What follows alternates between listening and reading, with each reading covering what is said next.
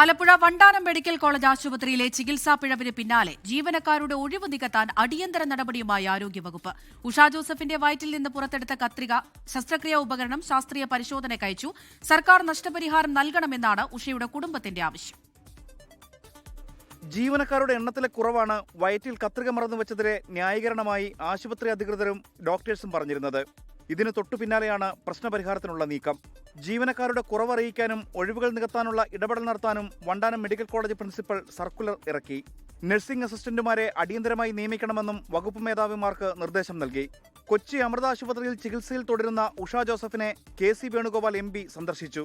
കത്രിക വിവാദത്തിൽ വിദഗ്ധ സമിതി ആരോഗ്യമന്ത്രിക്ക് സമർപ്പിച്ച അന്വേഷണ റിപ്പോർട്ട് അത്ഭുതപ്പെടുത്തുന്നതെന്ന് KC വേണുഗോപാൽ. എനിക്ക് മനസ്സിലാകുന്നില്ല അന്വേഷണ റിപ്പോർട്ടിൻ്റെ ഒരു സ്ഥിതി. ഇത് ഈ അന്വേഷണ റിപ്പോർട്ടിൽ മാത്രമല്ല, കഴിഞ്ഞ 42 അന്വേഷണ കമ്മിറ്റികൾ പുറപ്പെടുവിച്ചിരുന്നു. നമ്മൾ ഓരോ ദിവസവും ഇത് ആവശ്യപ്പെടുമ്പോൾ കമ്മിറ്റി പ്രഖ്യാപിക്കും.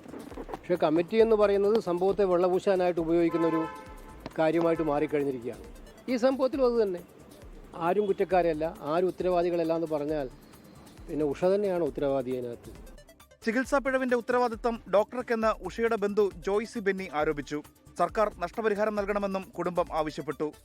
ഞങ്ങൾ ഈ ഡോക്ടറെ കണ്ടിട്ടുള്ളൂ, ഞങ്ങൾക്ക് അവിടെ വേറെ ആരെയും ഞങ്ങൾക്കറിയില്ല. ഡോക്ടറിൻ്റെ കുറ്റം മറ്റൊരാളുടെ ഇതിലോട്ട് കെട്ടിവെക്കില്ല ഡോക്ടർ ചെയ്യുന്നത്. ഇപ്പോൾ അത് ഡോക്ടറാണ് അതിൻ്റെ ഉത്തരവാദി, അല്ലാണ്ട് നേഴ്സല്ല. ഡോക്ടറിൻ്റെ ഉത്തരവാദിത്വമാണ് ഈ സാധനങ്ങൾ എടുത്തോ എന്നുള്ളത് ഡോക്ടറിൻ്റെ ഉത്തരവാദിത്വമാണ് തിരക്കേണ്ടത്.